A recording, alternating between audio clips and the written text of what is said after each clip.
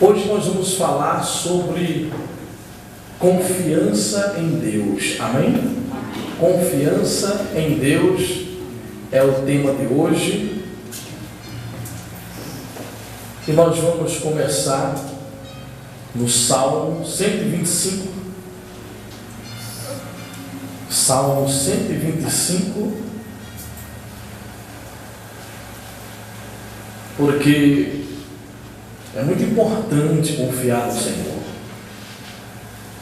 Muito importante. Glória a Jesus. Acharam? A confiança em Deus agrada a Deus, porque isso é uma fé inabalável. Você confia em Deus, sim ou não? Sim. Quem confia no Senhor? Amém. Confia na vontade dele? Olha o que diz aqui: os que confiam no Senhor são como o monte Sião, que não se abala, firme para sempre. Amém? Por que a Bíblia diz os que confiam? Porque há aqueles que não confiam. Não é? Quando a Bíblia diz os que confiam, é que há aqueles que não confiam em Deus. Estar numa igreja, pregar a palavra, estudar a palavra é muito bom, mas isso não quer dizer que quem prega, ou quem ouve, ou quem estuda, está confiando 100% no Senhor. E eu vou explicar para vocês porque pela atitude se mostra quem confia em Deus e quem não confia. Tiago, ele disse que a fé sem atitude, a fé sem obras é o quê? É morta. Tiago falou sobre isso, a fé sem obras é morta. Então, o que adianta eu falar que eu tenho fé, mas a minha atitude é contrário àquilo que eu professo? Então, os que confiam no Senhor são como o monte Sião, que não se abala, firme para sempre, não importa a circunstância. Isso não quer dizer a ausência de problemas, isso não quer dizer a ausência de situações difíceis. Jesus não disse que seria fácil. Ele disse: vocês vão passar aflições, mas vocês devem estar animados, porque eu venci tudo isso. Jesus, ele diz em Romanos 8,37, o Espírito Santo diz: em todas as coisas que nós passamos na vida, somos mais que vencedores. Por quê? Por causa daquele que nos amou. Deus nos amou primeiro. Nós estamos, debaixo da mão invisível daquele que sustenta o cosmos, daquele que sustenta tudo, o Altíssimo, o Todo-Poderoso. Então eu tive que aprender ao longo dos anos a confiar nele, a depender dele. Foi um exercício. Então esse exercício faz com que você venha passar por algumas situações na sua vida. Quando eu estava na praia essa semana orando com a minha esposa, e que um homem apareceu, não sabemos quem é, ficou por trás das árvores com uma espingarda e apontava para nós, em nossa direção. A primeira coisa que me veio na minha cabeça foi o seguinte: maior é aquele que está dentro de mim, aleluia, do que aquilo que está nesse homem. Eu falei: Jô, vamos ver qual é a arma mais forte, se é a minha ou a dele. Ela falou: eu estou tão em paz, tão confiante, que eu vou dar até as costas. Ela falou: porque nenhuma arma forjada contra nós prosperará. Eu estendi a mão com toda a convicção, sem nenhum medo, sem nenhuma dúvida no coração, e disse: fogo do Espírito Santo, em nome de Jesus, em nome de Jesus, em nome de Jesus, em nome de Jesus, em nome de Jesus. E o demônio não resistiu.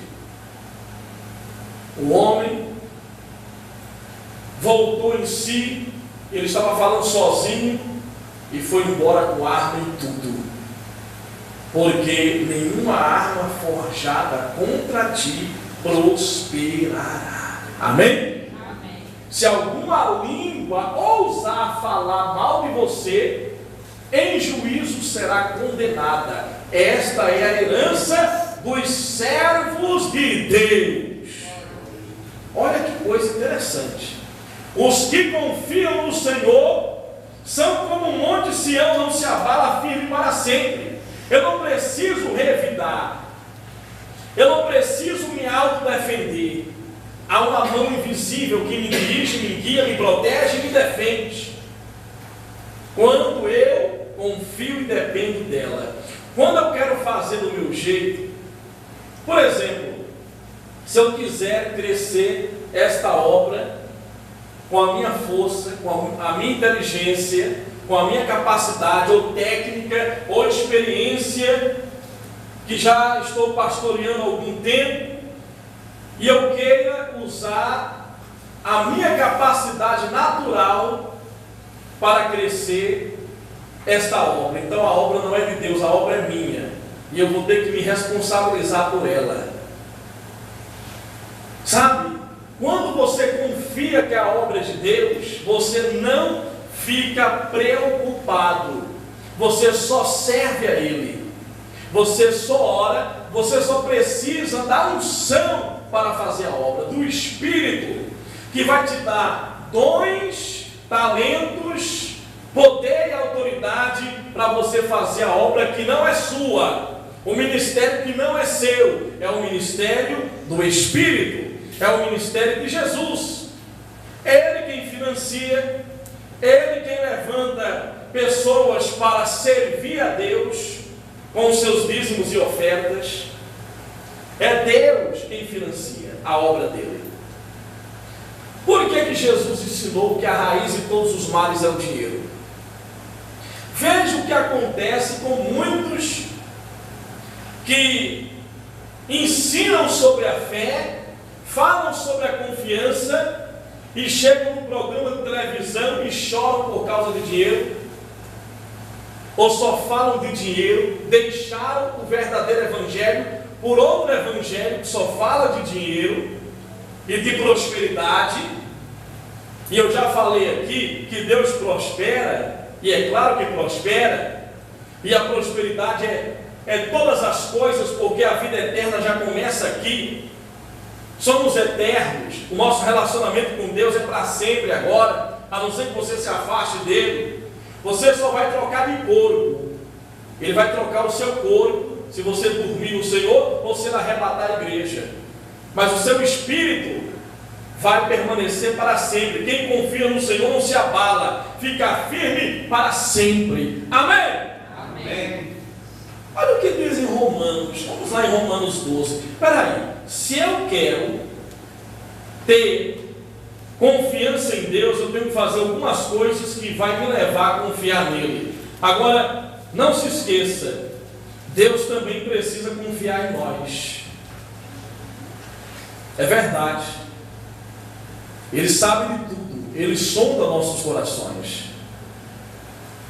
Para que Deus confie em mim, como é que Deus vai me dar uma responsabilidade grande se eu não confio nele, se eu não passo por alguns testes, no que diz respeito a não adulterar, não me envolver em corrupção, se eu não guardo os meus olhos, se eu vivo na prática do pecado, se eu vivo em coisas que eu sei que é errada, como é que Deus vai confiar em mim?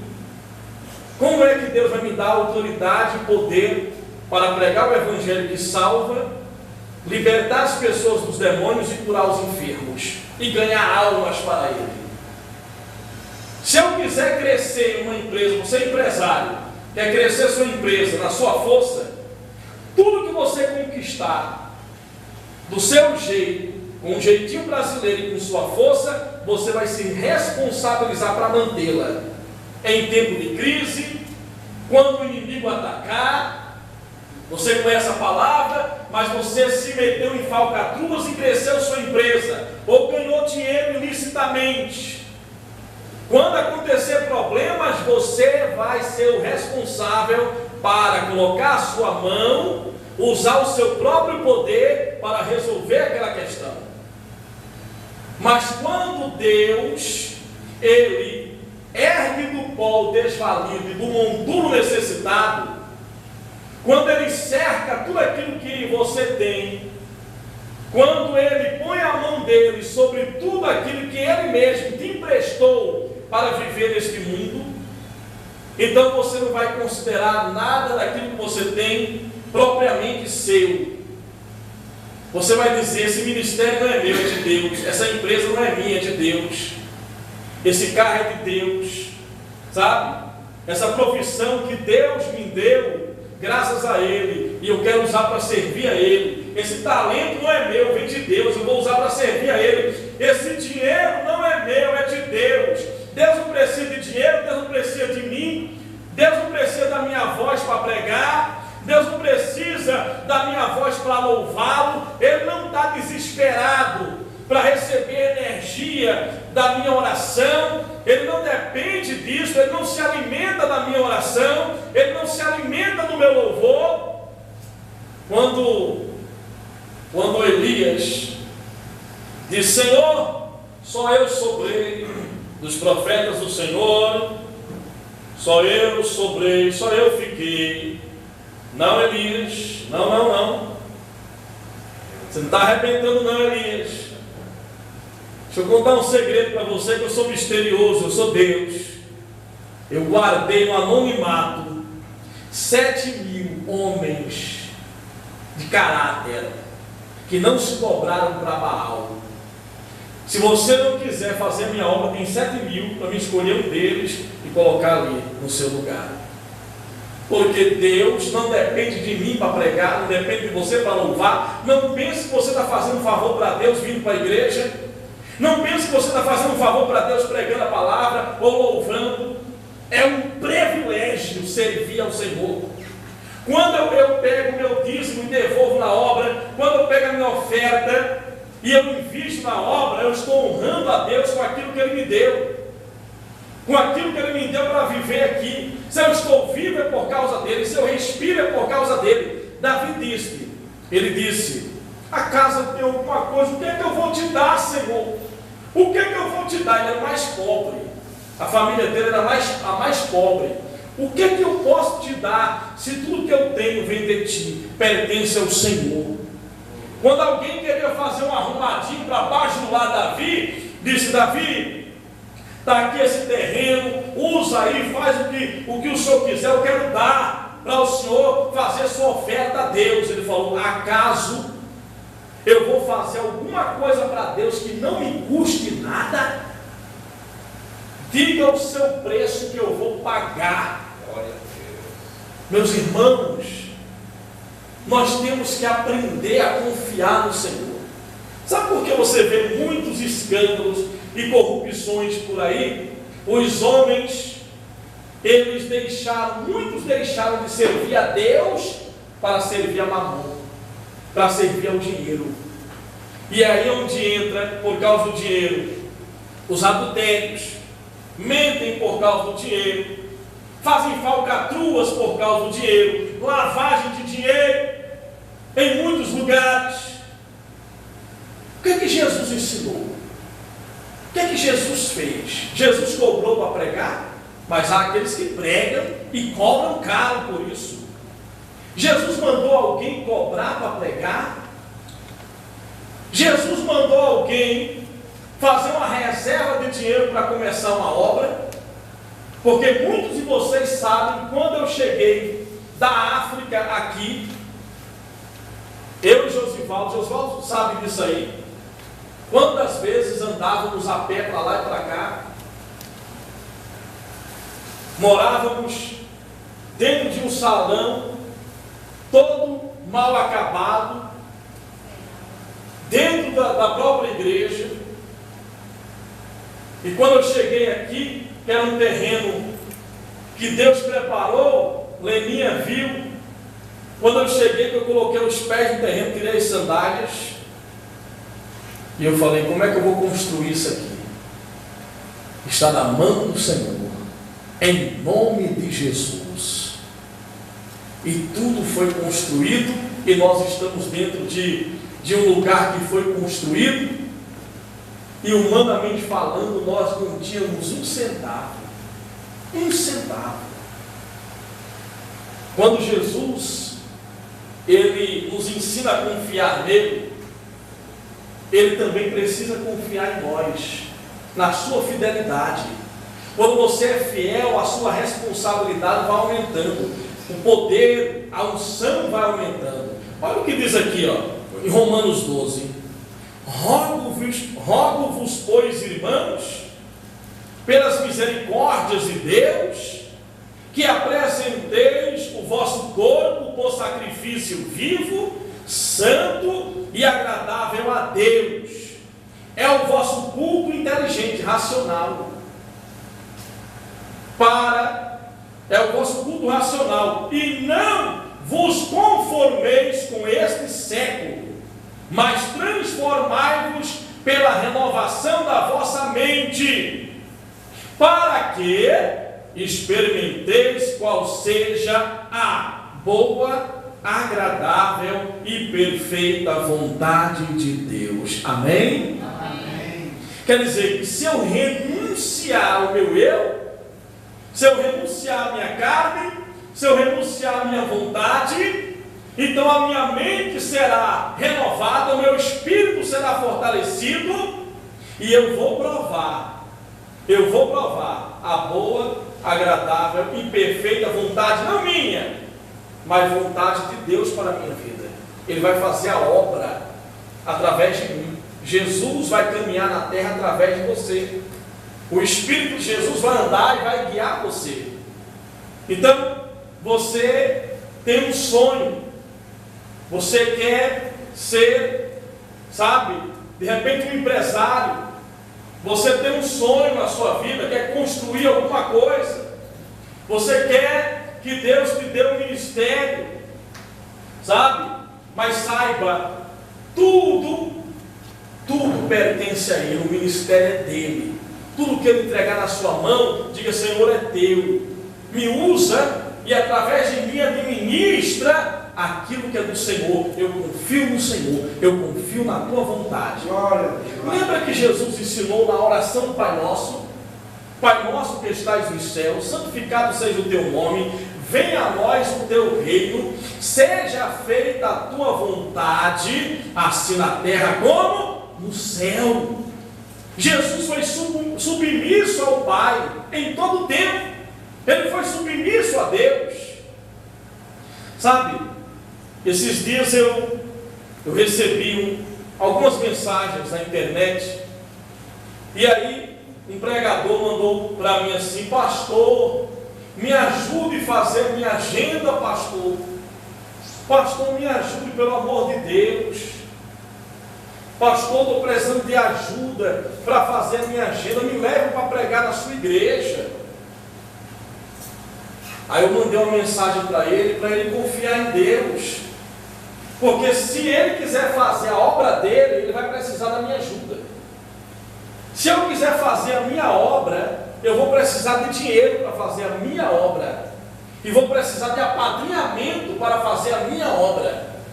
Eu vou precisar de apadrinhamento para soprar o meu nome. Mas se a obra é de Deus, então o Espírito de Deus é quem vai fazer a obra que é dele, em mim e através de mim. Glória. Ele vai fazer a obra dele em você e através de você. Amém. E se você quiser fazer a sua própria obra, se você quiser fazer o seu próprio sonho, você quer conquistá-lo sem a permissão de Deus, sem saber se é da vontade de Deus ou não, você vai ter que arcar com a responsabilidade de mantê-lo. Quantas mulheres, pastor, eu conheci um homem, pastor, esse homem eu namorei com ele, esses dias eu atendi uma, eu conheci esse homem com 2 meses, pastor, eu casei com ele, eu estou com ele já faz 7 anos, pastor. Ele morava na minha casa de herdeiro, porque eu tenho 2 filhos, uma de 18 e um de 15 anos, um de 18 e um de 15. Pastor, só foi ele colocar na minha cabeça de vender a casa, eu vendi a casa, comprei um terreno, e aí nós construímos uma casa, e essa casa está no nome dele, ele me expulsou de casa. E agora eu estou sem casa, estou na casa da minha mãe, e estou com o meu filho. Eu falei, mas você tem direito também. Mas ela disse, mas eu estou com medo, porque ele tentou matar meu filho. Olha que situação. Eu perguntei, você consultou a Deus antes de tomar essa decisão? Com 2 meses, você consultou a Deus? Deus, é isso que o Senhor quer? É esse homem? Quantas pessoas, essa mulher, Senhor, que o Senhor quer para mim? Senhor, essa sociedade, é isso que o Senhor quer para mim? Meu Deus, eu sair desse emprego e colocar esse comércio, é isso que o Senhor quer para mim? Meu Deus, eu sair deste bairro e morar naquele outro bairro, vender minha casa, é isso que o Senhor quer? Eu posso vender essa casa, eu posso vender esse carro e comprar aquele. Se você fizer, segundo é meu, eu faço o que eu quero, eu faço do meu jeito, então não reclame se der errado. Não reclame se não der certo. Porque se você faz do seu jeito, a responsabilidade é sua. É sua. Isso é em namorar, casar, colocar filhos no mundo. Senhor, quantas pessoas, pastor, eu quero engravidar, pastor, eu já estou chegando a 50 anos, não engravidei ainda. Querida, você já orou a Deus e perguntou, Senhor, é a tua vontade? Você está disposta a ouvir a vontade de Deus, se é sim, e se for não, está disposto também, está disposta a se contentar com a vontade do Senhor?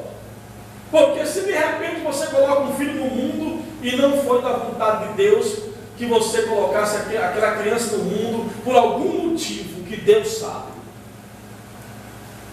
Ah, mas esse homem, pastor, ele é tão bonzinho, pastor, sabe? Ele tem aquela coisa dele, fica nervoso às vezes, já bateu em mim, mas é uma pessoa maravilhosa. Você já consultou a Deus? Tudo na vida você deve pedir permissão a Deus e confiar na vontade dele. Agora escute, não pense que Deus não vai lhe sondar, Ele quer confiar em você. Porque não adianta, você pode enganar quem você quiser, mas a Ele você nunca vai conseguir enganar. Os olhos do Espírito Santo veem tudo. Ele vê tudo. Ele avalia a sua motivação. Por que você saiu de um ministério e colocou uma igreja? Você quer ganhar dinheiro com a igreja? Você quer fazer comércio com o Evangelho? O que é que você quer? Por que você quer um ministério? Por que você quer isso ou aquilo? Ele analisa. É importante você confiar na vontade dele, mas saiba que ele vai precisar confiar em você também para entregar tudo aquilo que ele já planejou e está disponível, é seu. Está aqui. A terra prometida. Está aqui. Está preparado ainda não. Vai andar 40 anos no deserto. Sabe, o Filho de Deus, vamos aprender com Jesus? Jesus sendo Deus. Quem aqui gostaria de ter a unção que Jesus ele recebeu na terra? Porque Jesus estava como ser humano na terra. Quem gostaria de receber essa unção? Não pense que vem de graça. Não vem. Jesus não andou na terra como Deus. Ele andou como ser humano. Ele abriu mão. Deus é onisciente, onipresente, onipotente. Jesus abriu mão. Ele estava preso no corpo físico. Não podia estar em toda parte, em todo lugar.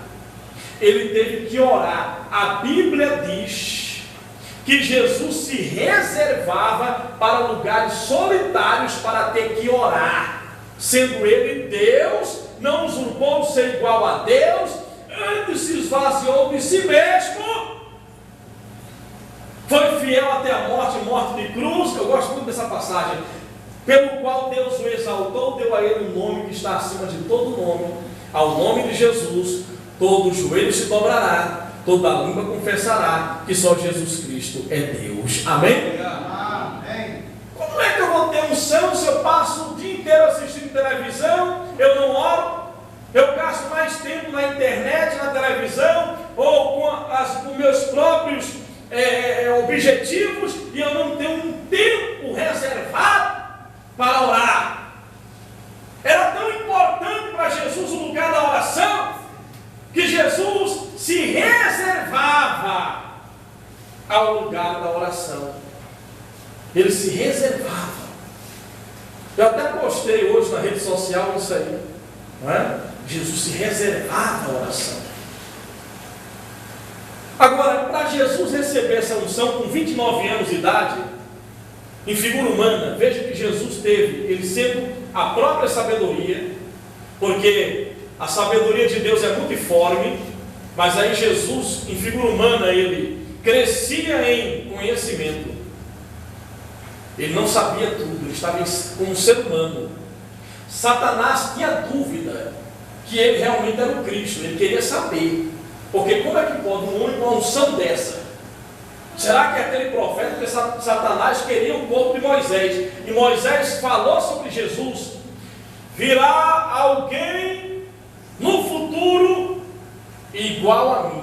Olha a autoridade de Moisés, porque Deus falou com os profetas, eu falo com sonhos ou enigmas.